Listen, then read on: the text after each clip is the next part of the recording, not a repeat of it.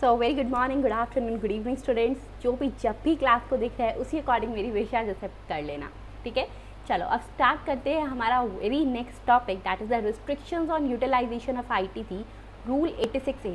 अब ये rule 86A क्या कहता है तो सुनना ध्यान से।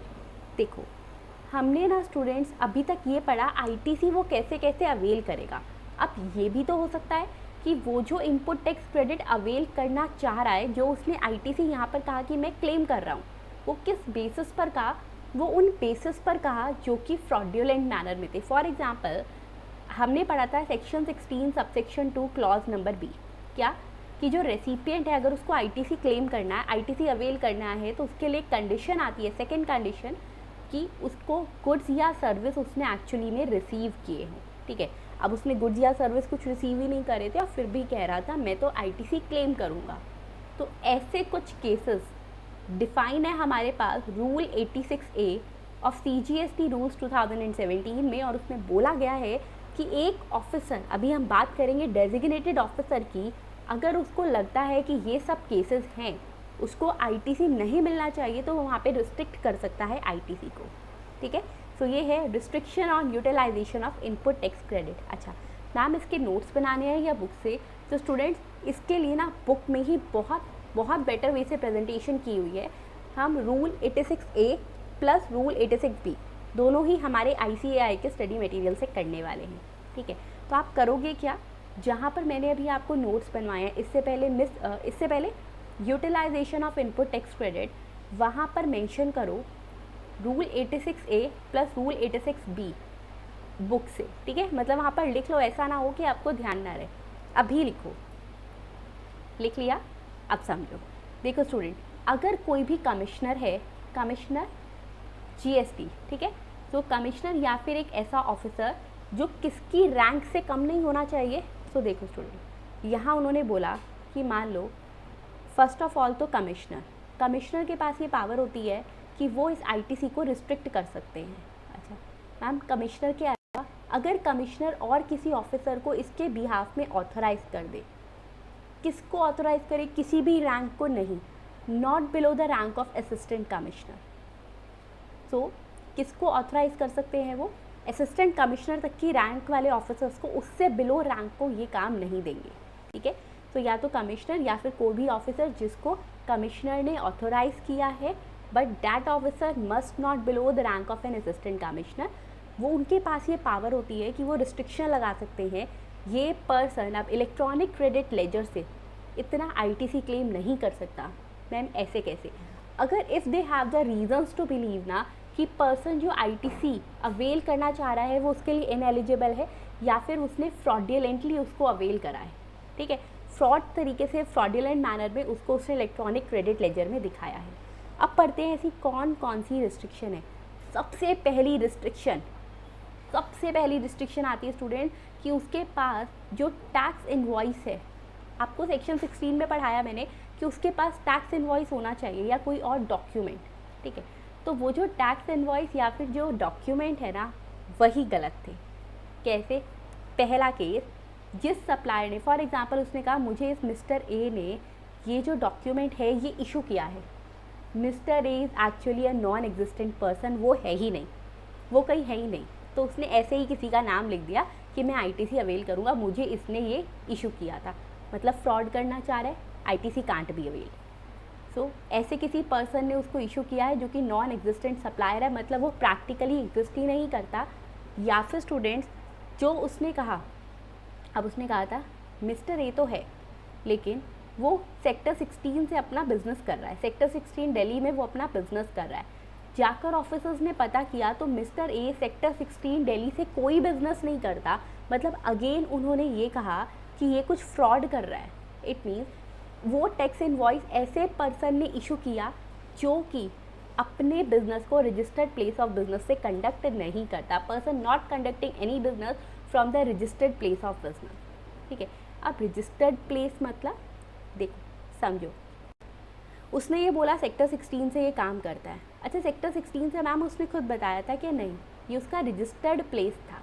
मतलब जब पर्सन ने, मिस्टर ए ने GST रजिस्ट्रेशन लिया तो उसने जीएसटी रजिस्ट्रेशन में मेंशन किया था कि मैं इस जगह से काम करता हूँ, लेकिन एक्चुअली में वहाँ कोई काम हो ही नहीं रहा था, ठीक है। तो या तो वो नॉन एग्जिस्टेंट था या फिर प्लेस पे कोई काम नहीं हो रहा था। Second, section 16 subsection 2 clause number B क्या था कि उसको गुड्स या सर्विस रिसीव कर रहा हो, लेकिन वो कोई भी गुड्स या सर्विस उस टैक्स इनवॉइस के अगेंस्ट में रिसीव नहीं कर रहा। या फिर नेक्स्ट क्लॉज ध्यान रखो, हमने स्टूडेंट्स उसमें एक और क्लॉज पढ़ा था कि वो जो टैक्स है जो उसके लिए इनपुट टैक्स क्रेडिट बन चुका है, वो उसके सप्लायर ने गवर्नमेंट को पे किया हो, लेकिन सप्लायर ने गवर्नमेंट को पे नहीं किया था, ठीक है। सो अगेन इन तीनों केसेस में कहा आईटीसी को वो रिस्ट्रिक्ट कर सकता है। कौन? कमिश्नर या फिर ऐसा ऑफिसर जिसको उसने ऑथराइज किया है, लेकिन कौन सा officer? Not below the rank of an assistant commissioner. चलिए अब नेक्स्ट आता है मैम और कुछ भी हो सकता है केस। हाँ, पहले केस में उसने बोला सप्लायर नॉन एग्जिस्टेंट था, अब वो कहता है ये जो पर्सन दिखा रहा है ना कि मैं आईटीसी अवेल करूँगा, ऐसा कोई पर्सन ही नहीं है। So registered person who is going to avail the ITC, वो उन्होंने देखा कि ये नॉन एग्जिस्टेंट पर्सन है, ऐसी कोई एंटिटी एक्चुअल में है नहीं। या फिर अब ये पर्सन एग्जिस्ट करता है। अच्छा, पर्सन मतलब ह्यूमन बीइंग की बात नहीं होती, पर्सन की बहुत सारी कैटेगरीज होती है। फॉर एग्जांपल देखो, समझना इसको बहुत ध्यान से, रूल 86A में से क्वेश्चन आने के बहुत चांस रहते हैं। उसने बोला कि एक मिस्टर ए है और उसने कहा था मेरी ABC लिमिटेड है, ABC लिमिटेड है, मैं यहाँ से भी काम करता हूँ। अब ये जो पर्सन है, पर्सन मतलब company ABC limited, that is a public company. पता लगाया ये पर्सन एग्जिस्ट ही नहीं करता, ऐसी कोई कंपनी नहीं है। So even in that case ITC can not be availed. Second बोला ABC लिमिटेड तो है, लेकिन इसने रजिस्ट्रेशन करवा रखा था, रजिस्टर कराया था अपने आप को कि ये सेक्टर 3 में काम करता है, ठीक है, सेक्टर 3 से। अब सेक्टर 3 से एक्चुअली में कोई बिजनेस कंडक्ट नहीं होता। सो अगेन जैसे सप्लायर के लिए कहा था, सप्लायर एग्जिस्ट नहीं कर रहा, या फिर रजिस्टर्ड प्लेस ऑफ बिजनेस से बिजनेस कंडक्ट नहीं हो रहा, ITC can't be avail. Similar manner में रिसिपिएंट के लिए है।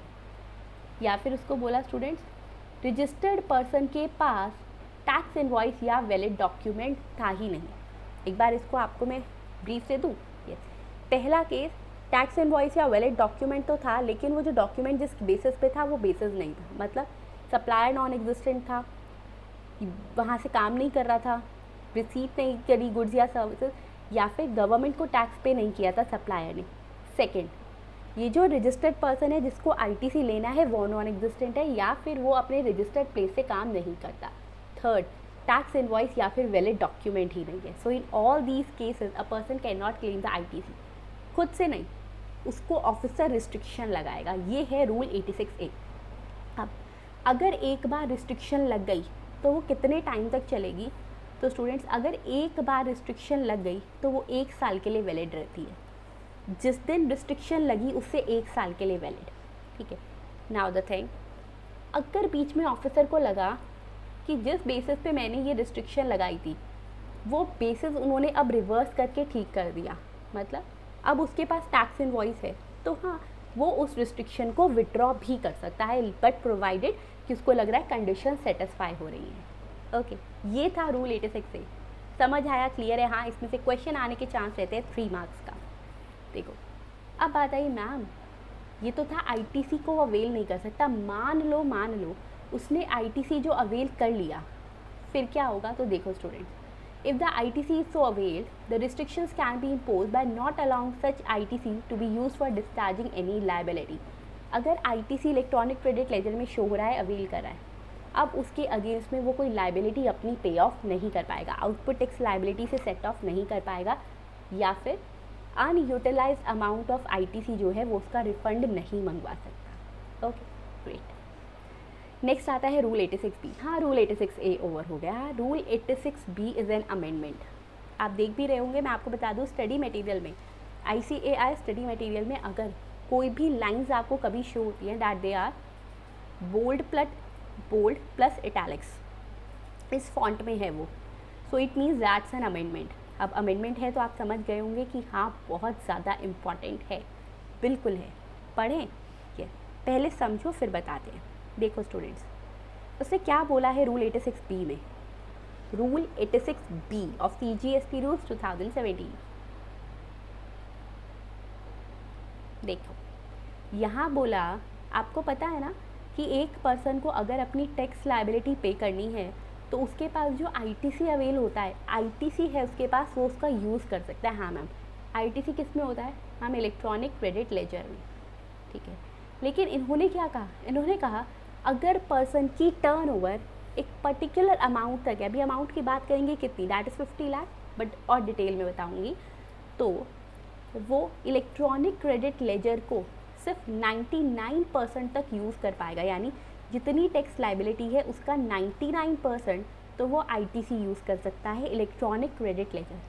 बाकी 1% उसको पैसा जमा करवाना पड़ेगा और इलेक्ट्रॉनिक कैश लेजर का यूज़ करना पड़ेगा। क्लियर है ये? दोबारा बताऊं? ओके। तो in the case of rule 86B, अगर पर्सन की टर्नओवर, सपोज अभी बताते हैं अमाउंट 50 लाख को एक्सीड करती है, so in that case students बोला कि जब वो अपनी टैक्स लायबिलिटी पे ऑफ करेगा तो पूरा का पूरा पैसा ITC से मत ले। वो इतना पैसा कमा रहा है, ITC को थोड़ा सा रहने दे, उसमें कुछ अनयूटिलाइज्ड अमाउंट रहने दे, 99% तो यूटिलाइज कर ले टैक्स लायबिलिटी का इलेक्ट्रॉनिक क्रेडिट लेजर से, लेकिन 1% जो पैसा है वो इलेक्ट्रॉनिक कैश लेजर की यूटिलाइजेशन करनी पड़ेगी। ओके, समझ आया? Very good. अब देखो स्टूडेंट्स, रूल 86B ने कहा restrictions on the use of amount available in the electronic credit ledger. So rule 86B limits the use of ITC जो कि available है electronic credit ledger में। aforesaid rule ने कहा, the aforesaid rule, that is rule 86B, starts with the non-obstant clause and has an overriding impact on any other provision of the rules. Now what do you mean by non-obstant clause? Non-obstant का मतलब होता है notwithstanding anything contained. It means ये rule कह रहा है not with standing anything content, यानी पहले वाले प्रोविजंस में कुछ भी दिया हो मैं अपनी बात ऊपर रखता हूँ क्योंकि मेरा ओवरराइडिंग इफेक्ट है। ओवरराइडिंग इफेक्ट मतलब बाकी बातों से ऊपर का इफेक्ट। नॉन एब्सेंट क्लॉज मतलब not with standing anything content. Clear?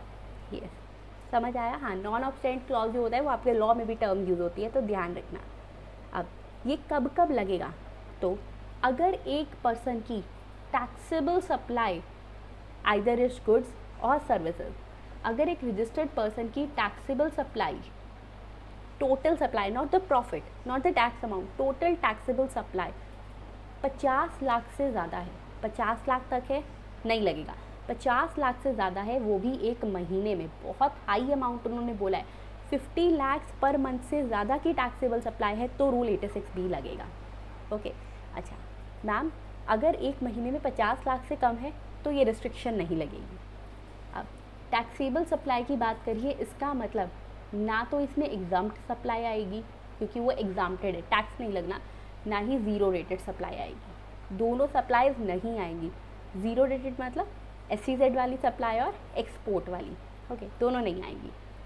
Next, कैसी रिस्ट्रिक्शन लगती है, यहाँ से करना है। देखो, नेचर ऑफ रिस्ट्रिक्शन इम्पोज, तो उसके minimum 1% of the output liability जो है ना स्टूडेंट्स, वो इलेक्ट्रॉनिक कैश लेजर से डिस्चार्ज करेगा। जैसे मैंने आपको बोला कि वो 99% मैक्स टू मैक्स 99% यूटिलाइज कर सकता है, उससे ज़्यादा नहीं, 1% कैश। एग्जाम्पल से देखो students, example number 42, page number 6.66, the total value of interstate supply of Raman and Sons for the month of February 2021 is of ₹100 lakh. Total value कितनी है? 100 लाख है टैक्सेबल सप्लाई की फरवरी में, यानी हाँ रूल 86B लगेगा, 50 से ऊपर, 50 तक भी होता ना लगता। सो अब उसकी जो उसका टैक्सेबल अमाउंट है डैट इज़ 18%। 18% मतलब 18 लाख का टैक्स देना है ना, इस 18 लाख में से स्टूडेंट्स वो 99% जो है वो कैसे यूज़ कर पाएगा? 18 लाख का 99% विच कम्स टू 17,82,000, इसको तो वो इलेक्ट्रॉनिक क्रेडिट लेजर से डिस्पोज ऑफ कर सकता है क्योंकि इलेक्ट्रॉनिक क्रेडिट लेजर में उसके पास 20 लाख रुपए पड़े हैं, बट बाकी का जो अमाउंट है डैट इज़ 1,80,000, वो उसको इलेक्ट्रॉनिक कैश लेजर से डिपॉजिट करवाना पड़ेगा, वहाँ से डिस्चार्ज करना पड़ेगा। ओके ग्रेट, चलो मैम इसकी कोई एक्सेप्शन है क्या? हाँ एक्सेप्शन है, बहुत ध्यान से सुनना। पहली एक्सेप्शन आती है 86B में से क्वेश्चन आने के बहुत चांसेस हैं। यस, अमेंडमेंट है एक तो हाई चांसेस आते हैं। इसने इसको इनकम टैक्स से कनेक्ट किया। क्या इसने कहा अगर कोई पर्सन, उस पर रूल 86B लगता है, मतलब उसकी 50 लाख पर मंथ से ज़्यादा की टैक्सेबल सप्लाई है, लेकिन उसने अपना इनकम टैक्स पे किया है। कितना पे किया है? 1 लाख से ज़्यादा। यस, देखो व्हाट द पर्सन सेड, अगर इस पर्सन ने, जिस पर रूल 86B लग रहा है, ठीक है, उसने अपना 1 लाख से ज़्यादा का इनकम टैक्स पे किया है, कितना? 1 लाख से ज़्यादा का, तो उस पर रिस्ट्रिक्शन नहीं लगती। यस यस, अगर 1 लाख से ज़्यादा का इनकम टैक्स पे किया है तो गवर्नमेंट को उसने हाई अमाउंट ऑफ टैक्स दे दिया है, उस पर ये रिस्ट्रिक्शन नहीं लगा रहे। अब ये 1 लाख कब का चेक होगा? तो लास्ट 2 फाइनेंशियल ईयर्स का, सेम का नहीं, लास्ट 2 पिछले फाइनेंशियल ईयर का। Okay, so let's see it. अच्छा मैम यहाँ आपने इनकम टैक्स से तो प्रीवियस ईयर क्यों नहीं लिखा? क्योंकि इसने जीएसटी के पव्यू से बोला। So rule 86B may not apply in cases whereby person mentioned below have deposited the sum of more than rupees 1 lakh as income tax. Mentioned below मतलब अभी कुछ कैटेगरीज मैं आपको बताने वाली हूँ कि इन कैटेगरीज पे वो पर ये रिस्ट्रिक्शन हटाइए अगर 1 लाख से ज़्यादा उसने दिया है। ठीक है, कब देखना है students? In each of the last 2 financial years में। अब ये लास्ट 2 फाइनेंशियल ईयर्स कौन से होने चाहिए? तो समझो, मैंने आपको बताया था अभी, हाँ इसको मैं क्रक्स करके भी बता देती हूँ कि अगर एक पर्सन की ना जो ड्यू डेट अराइज होती है कि यहाँ तक उसको रिटर्न फाइल करनी है, ओरिजिनल रिटर्न वो फाइल करता है as per section 139 subsection 1 of income tax act 1961, returns chapter income tax returns. तो उसने बोला 139 सबसेक्शन 1 की जब डेट जो है वो जा चुकी है, यानी अब वो 139 सबसेक्शन 1 यानी ओरिजिनल रिटर्न अपनी फाइल नहीं कर सकता, कर भी रहा है तो रिवाइज रिटर्न कर रहा है इनकम टैक्स की, या बिलेटेड लेट है तो ठीक है, बट ओरिजिनल ड्यू डेट पे नहीं है, वो ओरिजिनल ड्यू डेट जा चुकी है, वो वाले 2 फाइनेंशियल ईयर्स। ठीक है, तो अगर दोनों में से स्टूडेंट्स दोनों ईयर्स में उसने इनकम टैक्स पे किया है मोर देन रुपीज़ 1 लाख, तो yes restriction shall not be applicable. I mean किस किस पे लगेगा? कोई भी रजिस्टर्ड पर्सन हो, हाँ कोई भी रजिस्टर्ड पर्सन हो, या फिर एक तो रजिस्टर्ड पर्सन खुद, सेकंड अगर केस हिंदू अनडिवाइडेड फैमिली का है, ठीक है, so in that case student उसके कर्ता ने पे किया हो। बिजनेस का है, बिजनेस को कौन संभालता है? प्रोप्राइटर, तो प्रोप्राइटर ने पे किया हो। कंपनी वाला है तो एमडी ने किया हो, ठीक है, मैनेजिंग डायरेक्टर ने किया, यस। उसके बाद और कोई है? हाँ है। सो नेक्स्ट है स्टूडेंट, या फिर अगर कोई पार्टनरशिप फर्म है तो किन्हीं भी 2 पार्टनर्स ने किया हो, होल टाइम डायरेक्टर ने किया हो, मैनेजिंग कमेटी के मेंबर्स ने किया हो, बोर्ड ऑफ ट्रस्टीज़ ने किया हो, रजिस्टर्ड पर्सन के कोई भी केस होगा, इनमें से जो भी एप्लीकेबल होगा सबके लिए। इट मीन्स उन्होंने सबको कह दिया कि अरे आप 1 लाख से ज़्यादा का इनकम टैक्स पे कर आए हो तो रिस्ट्रिक्शन नहीं लगेगी। चलो एक बार पर्सन दोबारा सुनो, एक तो रजिस्टर्ड पर्सन खुद ने किया हो, या फिर HUF है तो कर्ता ने किया हो, बिजनेस है तो उसके प्रोप्राइटर ने किया हो, कंपनी है तो उसके MD ने किया हो, पार्टनरशिप फर्म है तो 2 पार्टनर, क्योंकि इन सब की पोजीशन बहुत ही ज़्यादा एक अथॉरिटी होती है इनके पास। पार्टनर्स नॉर्मल पार्टनर्स है तो कम से कम 2 पार्टनर, या फिर होल टाइम डायरेक्टर्स हो, जैसे MD है होल टाइम डायरेक्टर्स हो, मैनेजिंग कमेटी के मेंबर्स हो, ठीक है, बोर्ड ऑफ ट्रस्टी हो उस रजिस्टर्ड पर्सन के कोई भी, ठीक है, यस। अच्छा अब बात आती है कि अगर उस पर्सन को और कोई ऐसा केस है, पहला तो हो गया इनकम टैक्स का केस, क्या और कोई ऐसा केस है जहाँ पर ये रिस्ट्रिक्शन नहीं लगेगी? तो हाँ है।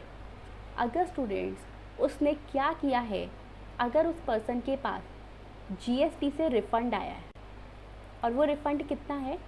More than rupees 1 lakh, 1 lakh से ज़्यादा का उसके पास रिफ़ंड आया, तो अब देखना अगर उसके पास 1 लाख से ज़्यादा का रिफ़ंड आया तो उसने कहा अच्छा इट मीन्स सच में जब उसने इलेक्ट्रॉनिक क्रेडिट लेजर यूज़ नहीं किया, वहाँ जो ITC पड़ा था वो इतना था कि उसको 1 लाख से ज़्यादा तो रिफ़ंड आया। So in that case also restriction shall not be applicable. उन्होंने कहा फिर इसको करने दो यूज़, जेन्युइन केस है।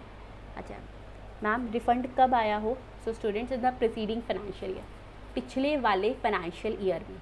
Okay, so rule 86B may not apply whereby registered person has received a refund of amount of more than 1 lakh on account of, और हाँ ये रिफ़ंड कैसे आया हो? मैंने बोला इलेक्ट्रॉनिक क्रेडिट लेजर में ITC पड़ा था, वो यूज़ नहीं हुआ, उसका रिफ़ंड आया, ठीक है। अच्छा मैम ये कब कब आता है रिफ़ंड, तो सुनना स्टूडेंट्स कि कौन कौन से रिफ़ंड की यहाँ पर बात कर रहा है। पहला केस रहता है ज़ीरो रेटेड सप्लाई का, मतलब पर्सन ना बहुत सारी सप्लाईज करता है लेकिन उसके पास 2 सप्लाई ऐसी हैं, एक ज़ीरो रेटेड सप्लाई और एक इन्वर्टेड ड्यूटी स्ट्रक्चर। पहले ज़ीरो रेटेड सप्लाई के बारे में बात करते हैं। इट मीन्स एक्सपोर्ट वाली या SEZ वाली सप्लाई। तब उन पर आपको पता है कि वो ज़ीरो रेटेड है, यानी GST तो लगना नहीं है, उसके पास ना इसके रिगार्ड्स में ITC था वो अनयूटिलाइज की था, उसका पैसा वापस आया। या इन्वर्टेड ड्यूटी स्ट्रक्चर, ये क्या होता है? इन्वर्टेड ड्यूटी स्ट्रक्चर का मतलब समझना, ये टर्म स्टूडेंट्स हम यूज़ करते हैं। सपोज़ मान लो एक ना कोई क्लोथ मैन्युफैक्चरर है, एग्जाम्पल ले रही हूँ, ठीक है। अब मान लो जो वो, आपको पता है जो कपड़ा बनता है ना वो थ्रेड से बनता है, do you know this thing. Suppose जब वो थ्रेड परचेज करता है तो उस पर GST रेट है 12%, यानी उसका इनपुट टैक्स क्रेडिट हो गया 12 क्योंकि उसने पे किया थ्रेड परचेज करते टाइम। लेकिन जब वो इस क्लोथ को सप्लाई करता है, क्लोथ को, नॉट द थ्रेड को, अब उसने क्लोथ बना लिया तो उस पर रेट था 5%, यानी आउटपुट टैक्स लायबिलिटी है 5%। अब आप क्लियरली देख सकते हो उसको देना है 5% और ITC है 12, तो उसके पास 7% का अनयूटिलाइज ITC है, उसका रिफंड आया, ठीक है। So in both the cases भी अगर रिफंड 1 लाख से ज़्यादा का आ रहा है in the preceding financial year, so restriction not applicable. Clear? चलो अब बात आती है मैम और कुछ पॉइंट है, हाँ है, और इसको बहुत ध्यान से सुनना। I am expecting a MCQ from this part, yes from this particular part only. Payment of total output tax liability through electronic cash laser in excess of 1% of total output tax liability. ये क्या कह रहा है? तो उसने कहा कि अब अगर किसी पर्सन ने क्या किया, रजिस्टर्ड पर्सन ने, वो एक्चुअली में उसने सोचा कि चलो 1% वाली बात है ना, तो लेट्स डू वन थिंग। अभी उस महीने में वो पहुंचा नहीं है, मंथली रिटर्न जाती है GST की, पता है, उस मंथ तक नहीं पहुंचा, उसके पिछले वाले मंथ्स में उसको पता है भाई 86B मेरे पे लग रहा है, 1% से ज़्यादा का अमाउंट इलेक्ट्रॉनिक कैश लेजर से पे कर रहा था। सपोज इन अक्टूबर नवंबर दिसंबर में उसने 1% से ज़्यादा का पे किया। तो अब जब जनवरी में देखेंगे अगर उसका अमाउंट 1% से ज़्यादा था तो फिर यहाँ पर स्टूडेंट्स की 1% वाली रिस्ट्रिक्शन नहीं लगेगी। मतलब अगर up to the said month, इस महीने तक उसने जो यूटिलाइजेशन की है through the electronic cash ledger, it is more than 1%, so yes in that case अब उसको 1% की रिस्ट्रिक्शन नहीं लगेगी। क्यों? एक तरीके से बैलेंस हो रहा है। अब एक बात देखो, अगर ये पॉइंट है, हाँ ये है, सो इट मीन्स अगर किसी पर्सन की लायबिलिटी अप्रैल की देख रहे हो तो क्या ये पॉइंट कभी भी एप्लीकेबल होगा? नहीं मैम। क्यों? उसने कहा up to the said month in a financial year, but April से तो फाइनेंशियल ईयर स्टार्ट होता है, तो उससे पहले ऐसा केस हो ही नहीं सकता कि पिछले महीने में 1% से ज़्यादा पे कर दिया नहीं। सो it means in the month of April it will be always what, it will be always कि उसका जो टाइम आए, मतलब उसको जो पे करना होगा, that will be at least 1% through the electronic cash ledger. So देखिए, if the registered person has paid more than 1% of total output tax liability using electronic cash ledger up to the said month in the current financial year, तो ये restriction उस पर नहीं लगेगी। For example, assuming a scenario, एक scenario सोचो, यहाँ पर financial year 2021-22 में अप टू अगस्त 2021, अगस्त तक स्टूडेंट उसकी टोटल आउटपुट टैक्स लायबिलिटी थी 30 लाख की, ठीक है। और उस रजिस्टर्ड पर्सन ने 1 लाख रुपए डिपॉजिट करवा दिया इलेक्ट्रॉनिक कैश लेजर से, 1 लाख रुपए। येस, 30 लाख का 1% कितना होता है? 30 लाख का 1%, 30,000 रुपये। लेकिन उसने इससे ज़्यादा पे किया हुआ है, तो इन दैट केस स्टूडेंट अब उसको अप्रैल में ये ज़रूरी, अगस्त में ये उसके लिए ज़रूरी नहीं होगा।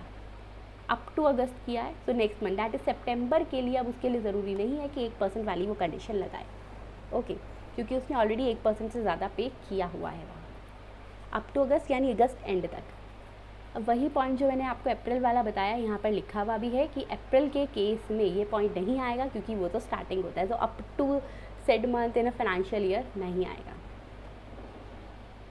चलिए next is it is pertinent to note that GST liability जो हम पे करते हैं अंडर आरसीएम उसको यहाँ पर नहीं लेते। क्यों? क्योंकि रिवर्स चार्ज मैकेनिज्म का केस मैंने आपको बहुत इलैबोरेटेड मैनर में बताया था। This is the case students जहाँ पर पर्सन जो परचेज करता है उस पर जीएसटी गवर्नमेंट को देता है, ये उसकी आउटपुट टैक्स लायबिलिटी नहीं थी, ठीक है, तो वो यहाँ पर नहीं इंक्लूड होगा, वो अलग केस है। नाउ द थिंग इज़ ऐसे कोई और स्पेसिफाइड रजिस्टर्ड पर्सन है जिन पर ये नहीं लगता? हाँ है, वो है लोकल जीपीएस। लोकल जीपीएस लिख लो इसको बुक में, local GPS. Done? Okay, so students, local authority, governmental department, public sector undertaking और स्टैट्यूटरी बॉडी, गवर्नमेंट पे ये नहीं लग रहा, ठीक है। So local authority, governmental department, public sector undertaking या स्टैट्यूटरी बॉडी पर 86 भी नहीं लगता। They have so many compliances जो उनको पूरा करना है, तो ये नहीं है। अब बात आती है, अगर ऊपर वाला कोई पर्सन है, इन चार को छोड़कर, लोकल जीपीएस को छोड़कर कोई ऐसा पर्सन है जिस पर ये रिस्ट्रिक्शन लगती है, तो कोई उस रिस्ट्रिक्शन को हटा सकता है। अरे हाँ, कमिश्नर या फिर एक ऐसा ऑफिसर जिसको कमिश्नर ने इस बिहाफ में ऑथराइज़ किया हो, उनको लगता है ये ज़रूरी है, after doing a verification they can remove it, ठीक है, वो उसको रिस्ट्रिक्शन को रिमूव कर सकते हैं। एक बार 86A में था कमिश्नर या ऑफिसर जो उसने ऑथराइज़ किया but not below the rank of an assistant commissioner. 86B में ऐसा कुछ नहीं लिखा, ठीक है, तो इट्स अ नॉर्मल केस। तो इसी के साथ स्टूडेंट्स आपका रूल 86B भी ओवर होता है। मैम ये क्या दिया हुआ है इसकी एक्सेप्शन, तो अभी जितना हमने पढ़ा ये इसका समराइज मैनर दिया हुआ है, एक बार ऊपर से करके आप यहाँ से इसकी समरी देख सकते हैं, बट एक बार पहले प्रॉपरली रिवाइज करोगे। ओके, 86B में से हाई चांस 5 नंबर का क्वेश्चन प्लस MCQ मिलेगा। अब देखते हैं एक illustration 6.69, page number 6.69, illustration number 3। ABC company limited, company limited, limited मतलब it's a public company, private limited होता तो प्राइवेट कंपनी, ठीक है। ABC कंपनी, जीएसटी में फ़र्क नहीं पड़ रहा, लेकिन आपको ये मतलब पता होने चाहिए, जो कि रजिस्टर है under GST, is engage in the manufacture of heavy machinery. उसने कुछ फॉलोइंग आइटम्स परचेज किए हैं। Electrical transformers to be use in the manufacturing process, okay, it means it is use to be in the business और in the course of business और furtherance of business. उस पर GST पे किया है 5,20,000 का। ट्रक जो कि यूज़ हो रहे हैं for transportation of raw material, that is for transportation of goods, so कोई ब्लॉक क्रेडिट नहीं है, आईटीसी अवेल होगा, ध्यान देना। सेक्शन 17, रॉ मटेरियल परचेज़ किया है 2 लाख का, रॉ मटेरियल परचेज़ किया है जिस पर जीएसटी पे किया है 2 लाख का, ITC avail. Confectionery items purchase करी हैं, ये आइटम्स वो फ्री ऑफ कॉस्ट दे रहा है अपने कस्टमर्स को। किस में? एक कंपनी मीट हुई है, कस्टमर मीट हुई है, कस्टमर्स को बुलाया, ऑर्गेनाइज किया कंपनी ने। क्या है ये? सेक्शन 17 सबसेक्शन 5 ब्लॉक क्रेडिट, ठीक है, तो इसका आईटीसी वो नहीं ले पाएगा। इट मीन्स वो टोटल आईटीसी कितना ले पाएगा? 5,20,000 plus 1 + 2 3 lakh, so the total ITC the person can claim is 8,20,000। Clear? देखें एक बार क्वेश्चन, यस, सो 8,20,000, डन, वेरी गुड। चलिए स्टूडेंट्स, अब हम नेक्स्ट करेंगे, हमारे पास इलस्ट्रेशन नंबर 4, बट उससे पहले आप क्या करने वाले हो? मैम हम करने वाले हैं रिविज़न। ओके, बस फिर करिए रिविज़न, मिलते हैं हमारे नेक्स्ट सेशन में। Thank you, have a nice day.